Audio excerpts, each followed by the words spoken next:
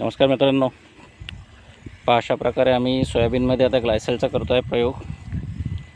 तर हे टोकर जे असतं ते अशा प्रकारे एकदम जमिनीला घासून साधारणतः जमिनीवरनं अर्ध्या 1 इंचाच्या उंचीवरच ते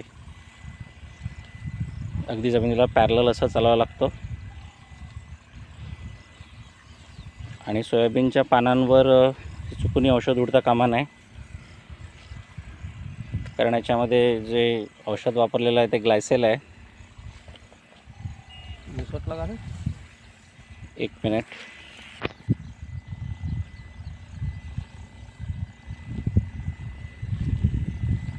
तर प्रमाण आता सोयाबीनमध्ये मारत असल्याने आम्ही याचं प्रमाण जे रेकमेंडेड आहे 70 मिली 75 मिली तेवढंच ठेवलेलं आहे औषधाचं प्रमाण. आणि अशा प्रकारे जर का अत्यंत काळजीपूर्वक रीतीने जर का तुम्ही स्वतः मारू शकत असाल किंवा कोणी काळजीने मारणारा असेल तुमच्याकडे फवारे, तरच तुम्ही असा प्रयोग करा.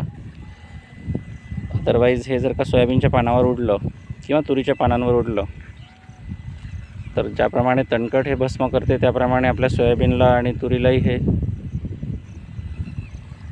भस्म करू शकते.